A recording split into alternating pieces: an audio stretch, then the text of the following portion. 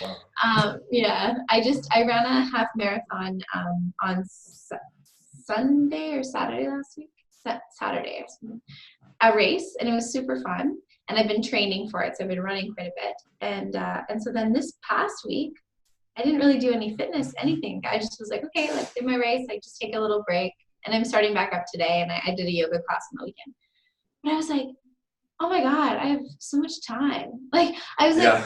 oh my God, I got a lot of work stuff done last week. And it was like, oh, not that I want to quit working out, but I was like, man, I had so many hours in the day Nice. because I wasn't going out for a run and stuff. So yeah, How things, did your marathon go? Half it was marathon. good. It was really good. I Yeah. felt happy with the time. I just went, and it was a celebration. Like, I've been working with a running coach to help prepare me for it. And like, I've, in the past, I would have just like run, you know what I mean? Without with my training, without knowing what to do to train. But it's Yeah. been awesome because I've been like building up, and my body's been feeling good through it and everything. And so he was like, Brooke, the run is just the celebration of all your training. That's all. Like it's just to like be How glad that many you. miles is that? So that's just over 13 miles. Yeah, that's So impressive. yeah, and I mean, to give a sense, like when I was like 23 or 4 and like super fit and like was working out a lot, I wasn't running a lot, but I was lifting weights a lot. I ran it in like 2 hours. And I've been training running, and I ran it, and I'm 28 now, and I ran it in like 220 something. So I really know that the benefit of weight training, like I don't think you can just run. Yeah. Like, and so I told them that. It was like, I want to do less running, more lifting. Just But to yeah, feel it's been fun. stronger. Yeah, you're strong. Like, because my cardio was awesome. Like, I was like, oh, I could run another, like, if it was just based on my heart, oh, I just keep going. But if my body was tired by then, right? Yeah. So I just got to grab my pen and my job. But with all that work that I did, so I did work on that lead magnet, and I was happy with how it turned out. Pretty Yeah, it looked happy. good. And I did put it just on my Facebook page and said, like, comment me if you'd like it. Uh-huh. So I've done 2 things with it so far. I've done that, and I put it on my LinkedIn and did the same thing. And I would say I'd had about the same like amount of response. Okay. I'm just grabbing. Is that on your Facebook wall, or did you do it on your? My personal page. Okay. On Facebook. So it's like, I said, if you want, I like made it that they had to comment, and then I would send it to them. So it's like, what is your relationship with time? It's the one with like yeah, I see it the now. time thing. So I got like a few people. 2 of them were like friends of mine that I was like, please just comment me on it.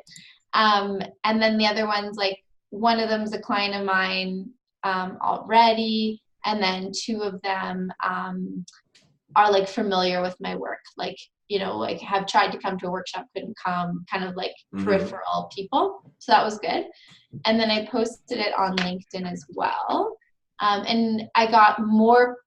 There was a wider range, like in terms of like people that I didn't know as well, kind of a thing. Like a couple of people that I didn't know that end up becoming LinkedIn connections. Cool. So that was good, but like, oh my God, it took me 2 days to like make it like, I got a MailChimp account because I've been emailing now just like for my business. And so I had to figure out how to like, I made a auto sender. So if someone could, once I get it, I have a landing page for it, but I'm not happy with the landing page. And I was like, I don't want to spend any more time on the landing page. So I have a landing page. I have like an email sequence that would go out, just 2 emails. It's not really very good yet, but like stuff that would go out when someone downloads it. And so I could now put the landing page on Facebook instead of like me sending it to people, so that it'll automatically do the email stuff.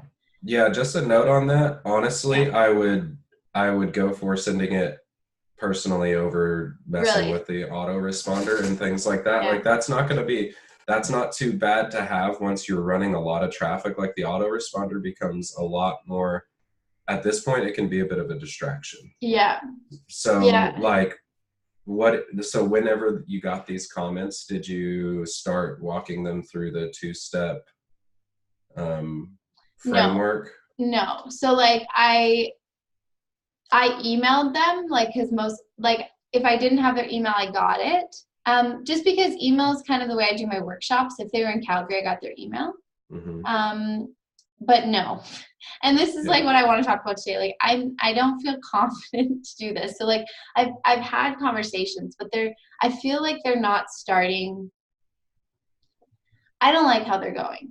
Okay. I don't like, and I have two things that are happening. Like one is I have this feeling like, ugh, like some of these people are just like trying to talk to a pretty girl. Like I don't like that. Like I have that sense. Like they're not interested in me. They don't respect me as a professional.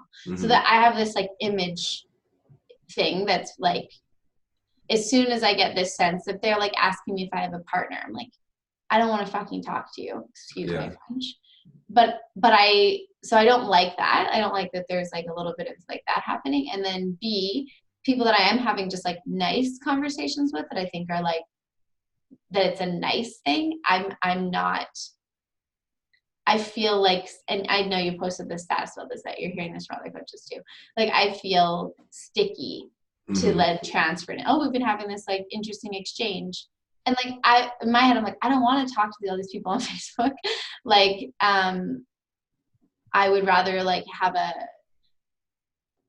had a couple of good experiences. Like a guy that didn't find me through my personal Facebook stuff, but like he had posted on Facebook, I'm looking for a life coach.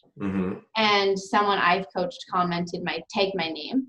And I followed up with him and we met in person, and he like is awesome and would totally love coaching, but he posted that he wanted it. Right. And so it was like, hey, I'm Brooke, check out my website. If it resonates with you, like, let's connect.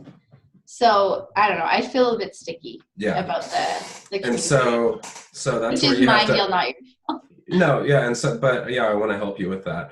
And so what you have to understand is identical to that guy commenting after somebody tagged you in it is the same situation as somebody commenting on your lead magnet. And you want to look at the framing as that way, because so what feels sticky, and so like with the frameworks and stuff I gave you, like cold messaging always feels the most like hard to do, because you're trying to generate this connection from without a previous connection. Whenever the whole point of you creating any resource, what we call the lead magnets, any point for you creating these free trainings is so you can identify the situation that the person's in, or you at least get a piece of it, and you have something to talk about, and you have a reason for the conversation to lead to you possibly working together professionally. So like any of the people from LinkedIn, like the purpose of creating this, you will have a very, very low conversion rate of the amount of leads you would have to put into an email sequence versus what you would do in Messenger. You're talking about like a 5% open rate and conversion rate of anything from an email compared to like a 70 to 90% from Messenger. So you would literally have to email 10 times the amount of people to get any of these interactions. And so it's important to keep in mind the point of any of the interactions. And so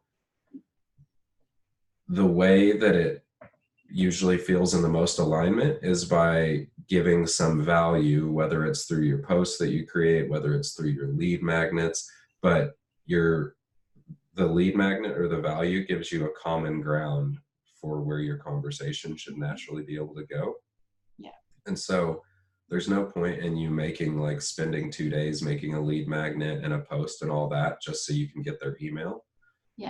With them, the way the framework naturally goes is whenever someone asks for the free training, and if it's the people you already know and have already had these conversations and maybe they're not a good fit, they're just commenting, obviously you don't need to do this. But to the new ones, you say, that's where you comment and go, awesome, I'll send you a message. And then in the message you say, hey, I've got that training, do you mind if I ask you a few questions, because I'm trying to get it into the hands of the right people. And then you just need to keep the intention, finding out whether they're a good fit or not. And Yeah. this is obviously something eventually, if you don't like doing it, it's a part of the process that you can outsource.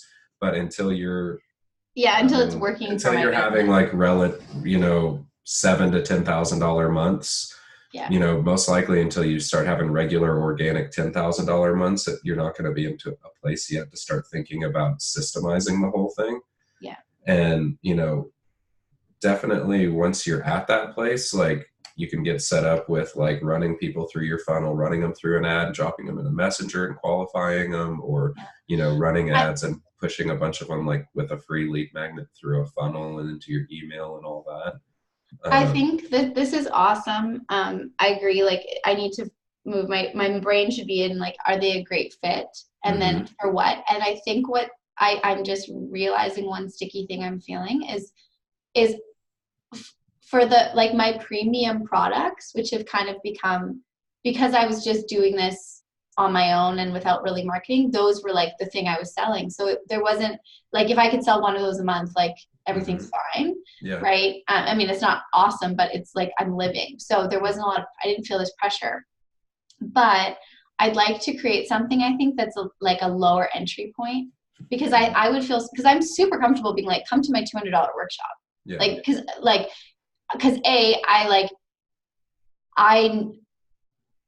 I know my value in both of those things, but it's like $200 and I know they're going to love it and they'll probably turn it into a client. I'm like, fucking come for $50. Like, it's fine. Yeah. So I think what I would like to do is maybe like something to keep in mind is like, I'm thinking, are they a great fit for like this $5,000 package? And like with a lot of like people that are spending time on, like my clients that like are those ideal clients, like aren't on Facebook. Like they're not spending time on Facebook and not like having chats with people they don't know on Facebook. I know that. Yeah. But I don't think that but I still think that there's meant to be served on Facebook that fit into my niche, but aren't like, as I was doing like this work about the ideal client, like, like the names that are coming up, like they wouldn't have these conversations with me on Facebook. I like know that. I would, you haven't had enough of these conversations to be able to say, that. Yeah. That's an assumption because, I've got people that I deal with on Facebook, who have $100,000 months. Yeah. And they're on Facebook all the time. Yeah. So I wouldn't say that just because someone's on Facebook means they can't afford your service. Yeah. Now, because your experience so far with your clients has been coming from like professionals from LinkedIn and things like that, I'd say that you probably still have to work through some of the mind block stuff from like until you actually try it and see that it doesn't work. You could be taking clients off of the table because there's 2.5 billion people using Facebook every single month. Yeah. Like people from every single walk of life is here. But what you have to do to separate the wheat from the chaff to be able to find, the right kind of people, one of the number one things that you can do is identifying them with the right kind of value. So like, say, you created this lead magnet around time management, that's going to attract a different kind of person who's actually like refining down, like trying to effectively use what they have, like their most precious resources. So like, that's going to attract a higher level person, obviously, than if you were doing a lead magnet that was like how to not be angry every day or how to deal with your anger problem or something like, you're going to get two different kind of things. So you just have to keep in mind, like the people are out there, like the kind of guys that would possibly sign up for your program, and also think of like your 5,000 program. Now you might find a guy that is like the mid-level guys kind of that you were talking about can still afford a $5,000 program. It's not just the guys that make $100,000, but those mid-level guys, you might have to implement a pricing structure to where they can pay it off in 3 months, but they can afford $1,500 to get started with you. And so you're not just looking for super rich guys who've got, who wouldn't deal with Facebook at all. You're looking for people who have the ambition to be performing at a higher level. Yeah. And so there's lots of those. Yeah. And that's where I think I would like to create, because I do like pricing points, but like I think having like $1,000 package, like would feel really good. Yeah. Yeah. And so like that's one of the things like I work with our full with like my full boat coaching clients is Yeah. that is creating a a natural flow that you can, you're gonna be with your marketing targeting, like you don't wanna with your targeting shoot for this broad open picture that catches the guys who can afford $1,000 over 3 or 4 payments and trying to get the guys that can afford the higher one. But then by having like I do, just like I do, like this offer that we did, smaller amount, it covers one topic, then it Yeah. gets people introduced to your coaching style and all that kind of stuff.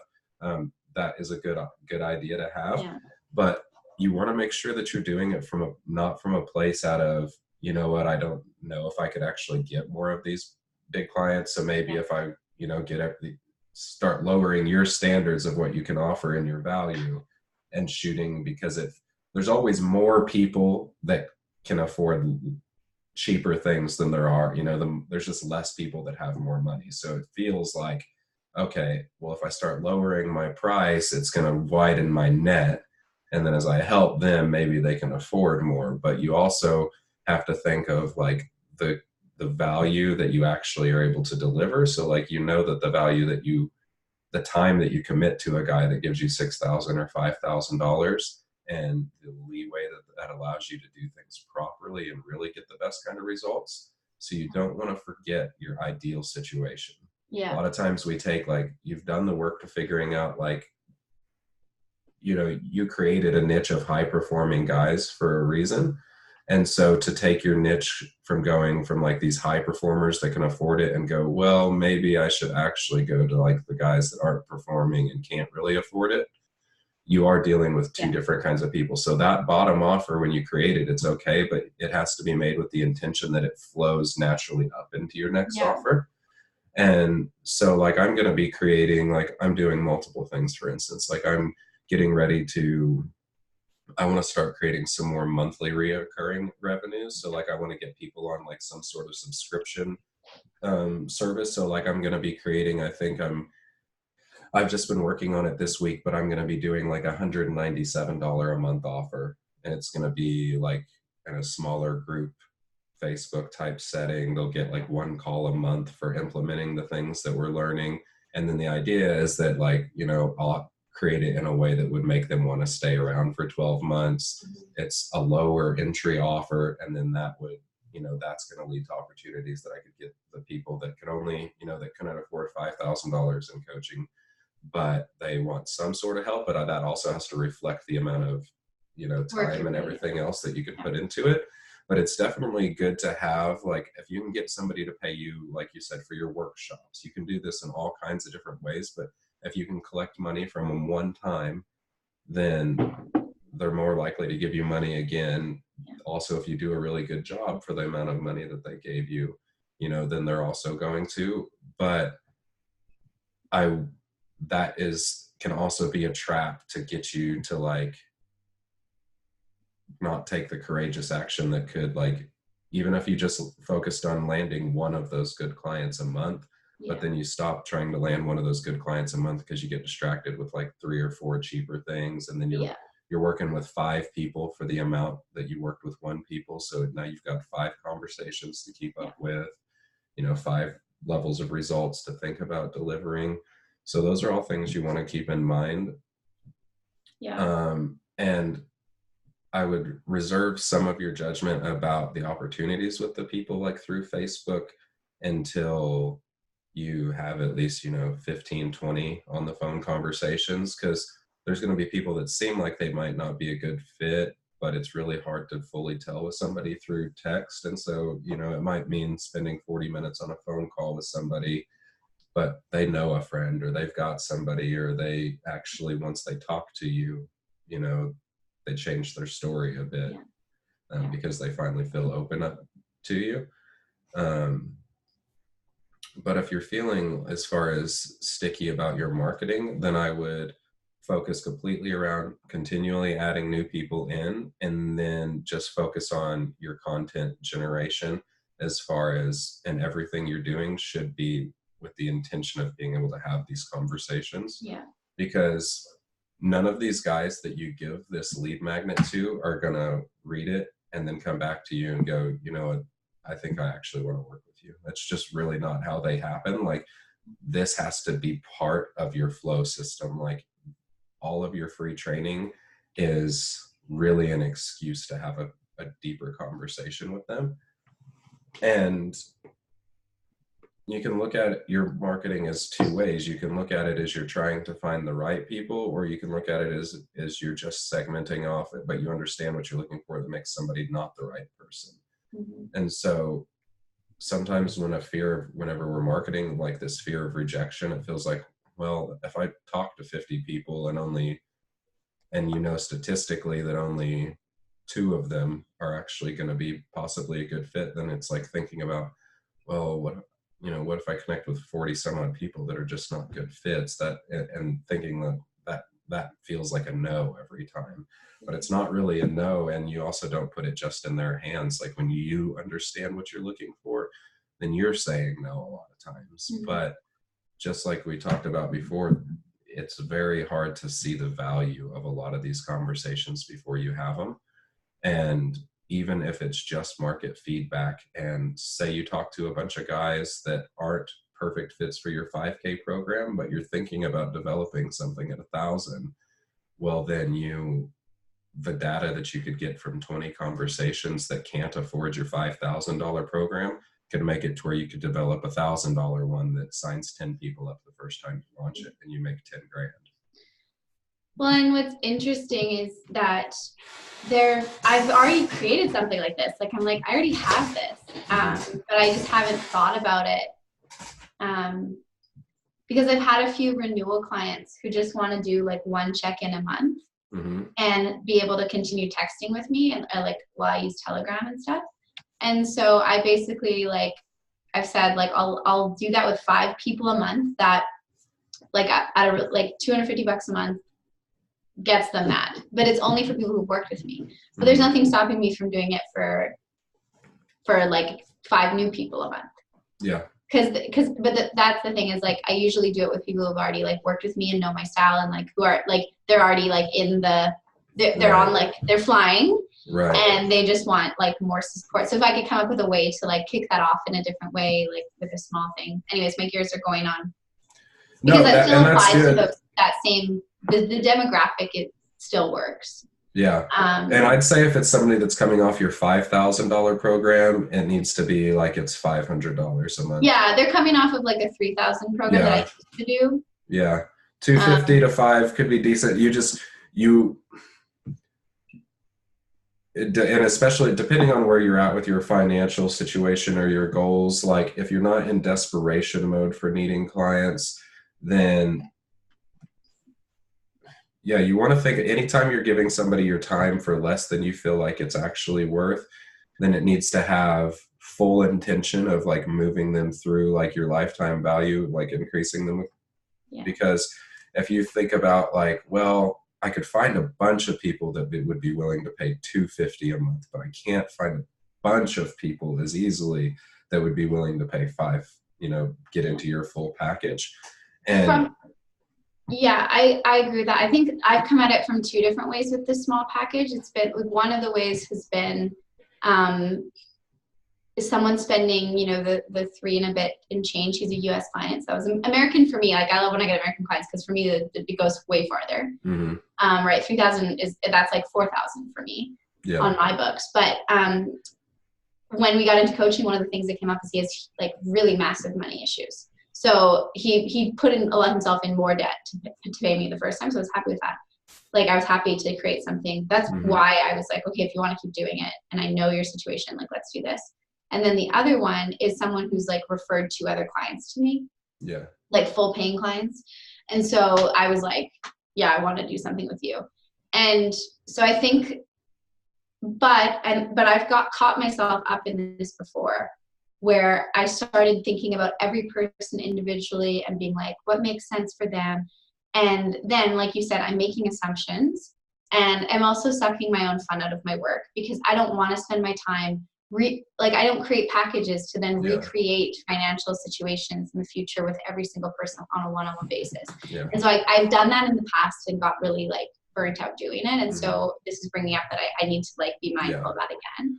The other thing that's that I just like, I want to share something with you and get your thoughts on it if you're open to it. Yeah, for sure. So I have been full-time coaching, like just me and my business since March.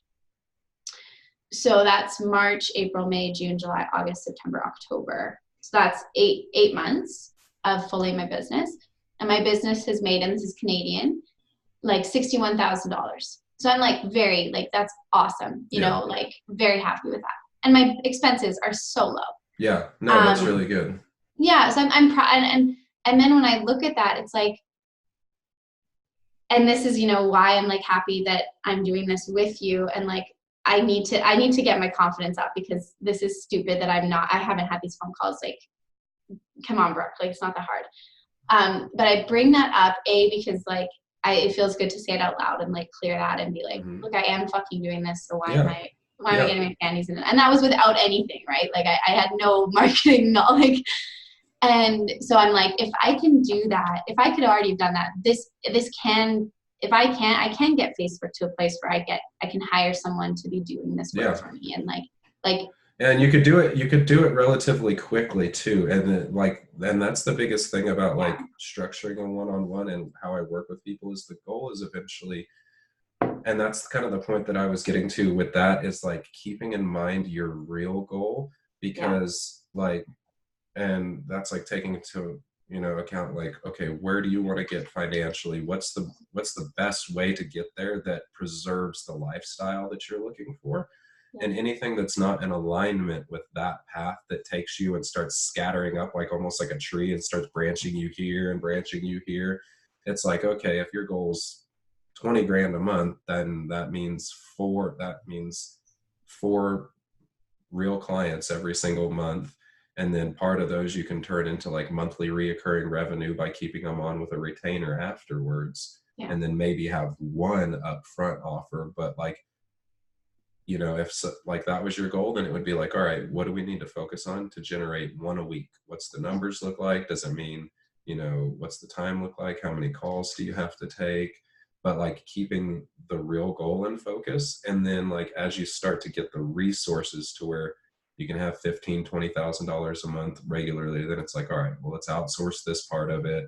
This is the part I don't really like doing that much. Let's figure out a solution to there. You're taking on more clients, so then you have to start figuring how to, you know, the best thing that you can do over branding and all of that is start to get your clients amazing results. Like just focus on what they paid for, and then they turn into referrals. But it's really easy to get sidetracked, but you don't have, and you know, and this is just the benefit of having somebody coaching you, is like having somebody to tell you, like, you don't have anything to be worried about, anything to get sticky on. Like, you're performing better than the top 60, 70% at least of coaches that are doing their business. Like, you're actually making income, you're already full-time doing it, and you've got high performing people that are feeling like their lives are changed because what you're doing with them. And they literally, like, they're hiring me to work with their employees and rehiring, like, you know, I'm like, I know that, and you're so, it's so right. And like, and this is something,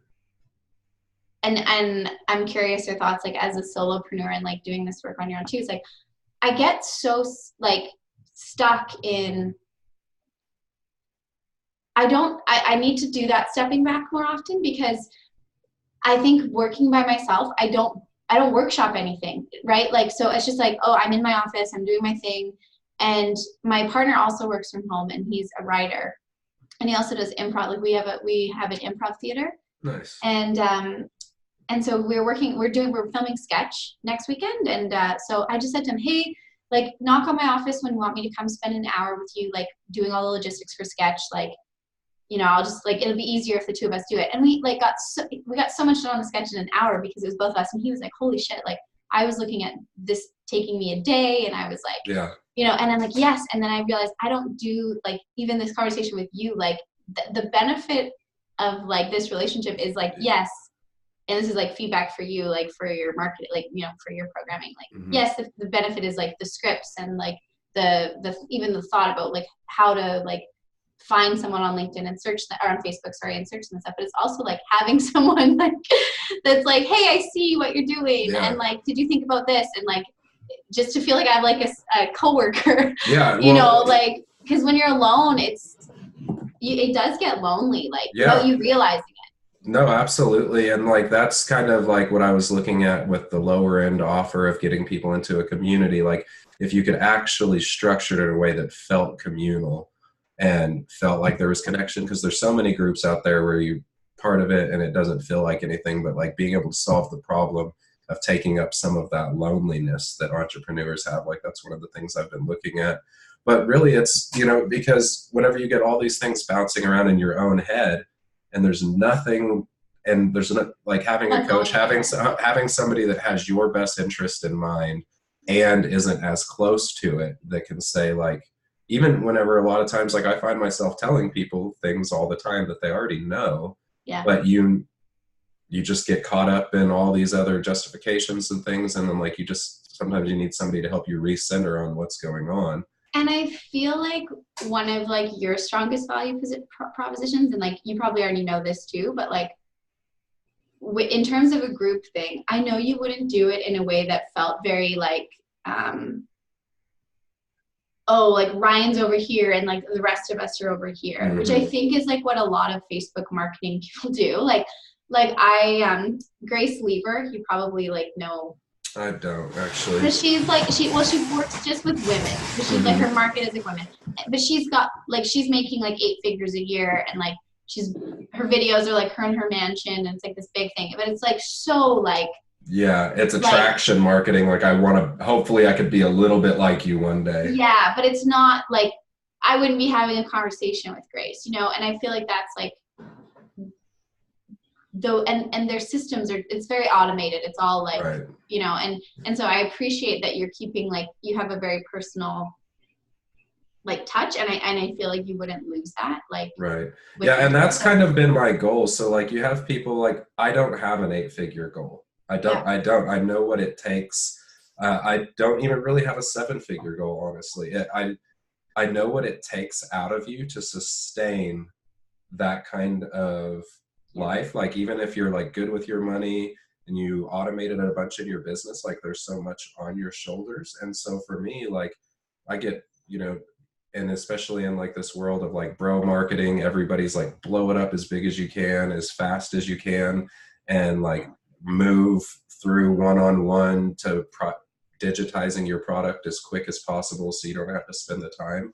And for me, it's like, well, like I actually, what I enjoy the most is like part of the mentorship, part of the process. Like I understand, like, you know, it's like a lot of what I do is on the marketing side, but then there's also a lot that I offer just with my life experience and interest and stuff as far as the coaching side of things that a lot of people don't get into and like try to get deeper with people.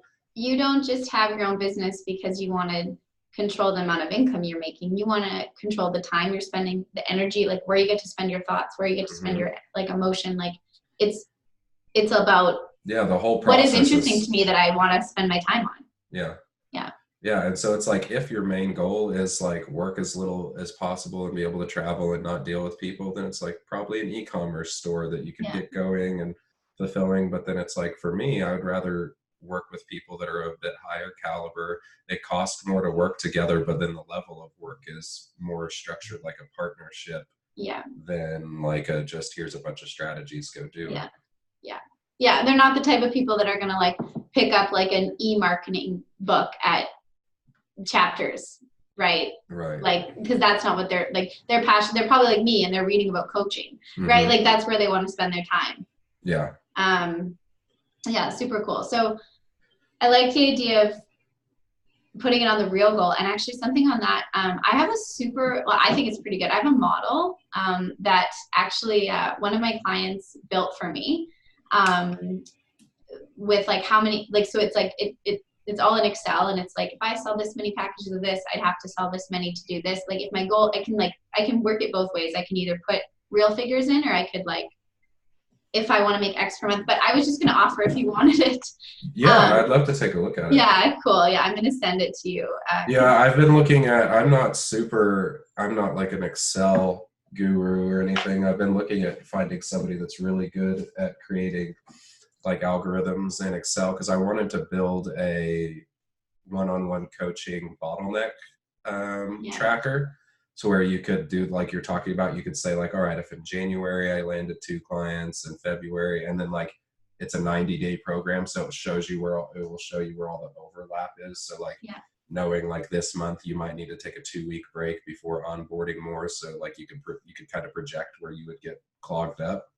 That's cool. I've been looking at trying to have somebody. Well, if you want me to like take a look at this model that Joe made, and then if you want me to connect you with him, he works. He's a master's in math, so he's just Perfect. Smart with math. Cool. It would be not expensive. That would be the other thing. Like he's because he doesn't really get like. Because I just said, hey, I know you could do this. Could you just build it for me? And this is what I want. And he made it for me in a month. So nice. Yeah, I'd be happy to take a look at maybe. Yeah, so take a look and see if you're interested in it.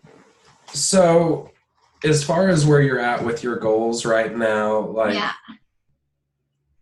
what are you? So this is what I think I should do this week. Is that what you're asking me? Mm-hmm.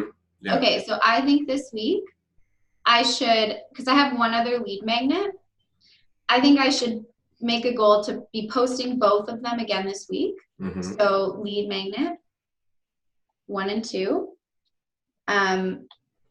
posting each of them this week and initiating the conversations like as from the scripts. Yeah. And I think I should set the goal that I should be booking 4 phone calls. My first 4 phone calls. Oh my God, I'm dying. 4 phone calls this week. Yeah, I think that's a good goal. Yeah, being today. So like maybe kind of get your head around it today and then try to book at least 1 phone call now through Friday. I can do that. My schedule is awesome this week too. Yeah. So yeah, and the most, and again, you don't have to treat that 2-step framework like an exact pasted script, but it really helps you like getting the permission, like, and you can do it in a way that kind of feels. And the more you do it, the more you realize how you like to use it. And, one of the other guys that I've been working with this, he was trying to use it a little bit too much like a script, like with the exact words that we went through. And it didn't sound like him. Yeah. And so then like even had somebody say, it sounds like you're using a script. And, but the pre-setup really matters, the pre-frame. So like if you could create a post that says, hey, are you struggling with XYZ? And someone says, yes. It is completely natural. Okay, so then I have a solution. I want that. Yeah, it's just, you're just looking for opportunity for genuine conversation. And you're also prepping the kind of conversation you would want with the kind of post you're putting out. So it's like, one thing I did earlier, like whenever I was going through creating some content stuff, is like I just listed like, what are not even the questions, what answers do I want people to give to me that would let me know that they're a decent fit. And so like I just went and like, if I hear these answers from people, and I'm not even formulating how I would ask the question yet, it's like, all right, if I hear from a person, I'm really looking to scale my business right now. If I hear from a person, I know I have a good offer, but I wish it was stronger. Like I'm thinking of all the different things that I help people with. Like, if I hear somebody say like my organic marketing needs help, or if I hear somebody that says I'm looking for a way to increase value in my business, or, all the different things that people would say that would indicate they have a problem, I put out all those answers. And then you can kind of reverse engineer what question would you ask in your post to get that answer. Yeah. And then you can do a post that's like, related to like for you with top performers, it might be like, if one of the things that a top performer looking for help would say, they'd say like, I'm not satisfied with good enough, I'm looking for great. So then you put a post that would have a guy, if he responds and resonates with that, what kind of question would he respond that says, I'm, for me, good isn't good enough. So then you can figure out, all right, I would make a post about like, do you ever feel like even though you're performing like really, really well, that things still aren't good enough and you hold yourself to higher expectations than anyone else holds you to? Yeah.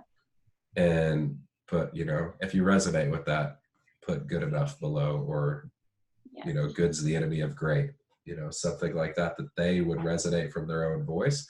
And then when they say yes, now basically your hypothesis of like, this is what this guy would resonate with, and you see them comment, and now you can say, awesome, thanks for commenting on my post. Then you can go over into the inbox and you have a natural way. Like, it's not like that post I put the other day, like if what you have is good for people, it's not necessarily good for everybody, but in like alignment based marketing, like, so I see some people kind of in this area like that focus on alignment, you know, and are focusing on like basically the universe working with you, right? Like you have this feel like if I'm in alignment, like if, you know, I have the right intentions and stuff, like opportunity is going to present itself. And while that is true, it's also a trap of like failing to co-create with your reality. Like thinking like, you know, somebody that's like praying for a new job, but they don't put in any applications. Yeah. And it's the same thing. Like if you believe that what you're offering is good for your business, and that like more connections with these guys and more happy customers is going to mean a more fulfilling business, it's going to be reaching your goals, it's going to be them reaching your goals, then you need to be able to keep that forefront over any self-doubting beliefs that would keep you back. Like you've got something awesome to offer, and even if you didn't have a program, but you just offered you giving presence and space and listening to someone talk, you'd have something that's worth a lot of money. Yeah. And never mind the fact that you've got experience and you've put work and effort into it. Like, you know, if this is what you're going to do with your life, it's your, you know, your calling to actually push forward your business and not just wait for things to come in. And when they do, that's great. And whenever you keep your eye open for open doors, but like, I feel like sometimes coaches in this space feel like they're out of alignment if they have to try. And I don't think that's true. I think you putting forth your energy into it is like, it all comes from the place that it's coming from. And it only, and it doesn't have to feel like trying still. Mm-hmm. Like I could look at this stuff that I'm trying to do and say, oh, this is really hard, and I feel inconfident, and it's a struggle, and I could come up with that language, and I would be the one trying. Yeah. And then you could do it, and it wouldn't be trying. So it's not, it's like, I think it's the difference of needing to do it. Yeah. Like it's the difference in needing and wanting. Like, do you want to grow your business? Do you want more customers? Like, do you want to have more impact? And it's like, and that's the same thing with like love. Like if you're in a relationship with somebody and you need their love, then it's like this, it's this thing where you're trying to get something and it's never actually satisfying. And it's the same thing in your business. Like, and that's the same thing, like whenever I do sales training and stuff with people, like if you enter a call with somebody or like talking about doing business together and you're coming from a place that you don't need them, but that if they're a good fit, that like, you know, there's that opportunity there, that you lose that desperation. And then if you feel that inside, then like you should feel as you start to do your marketing, like, you know what, like I actually am looking for, like, I'm not icky when I sell, because I'm really looking for people that I know this is that I'm looking for who this is good for. I'm not looking for who I could convince to join my brand. I'm not looking for who I could trick into giving money. I'm really looking for who I could help. Yeah. And if you could have that as like where you really feel that, then you can get to that place a lot quicker where you can offload these tasks. Yeah, I love that. What you love. Yeah. Yeah, I'm really just looking for who I can help, who I can actually like do the work with. Mm-hmm. And who would be excited to do it with you, right? Yeah. Like if you get somebody and you start walking them through a script and they're reluctant and they don't want to chat with you and they feel like this is a waste of time, that's they're not a good fit for you either. And it's like, just be thankful that that's quite apparent. It's better to have an apparent mismatch than to feel like there's a good match, and then you find out, oh, this is miserable to work with this person. They don't listen. They don't do anything I say. They really were reluctant to sign up anyways, and now you're worried about having to give refunds. And it's like, at that point, you know, you should be really grateful every time you find out that somebody would not be a good fit with you. Yeah. Awesome. Okay. Well, I have my work cut out for me this week. Cool. Well, I will check back in with you at the end of the week. I'm going to hold you to getting those calls booked. Okay. And if you get on any of those conversations where the conversation feels sticky, screenshot it, shoot it to me, and say, and just ask me what I would say there, and I'll give you some options. Yeah. And then, yeah. Cool. Awesome. Thanks so much, Ryan. Well, you're doing awesome. You got this. Yeah, I know I sound terrible, but at least I don't feel super bad. It's mostly congestion. So.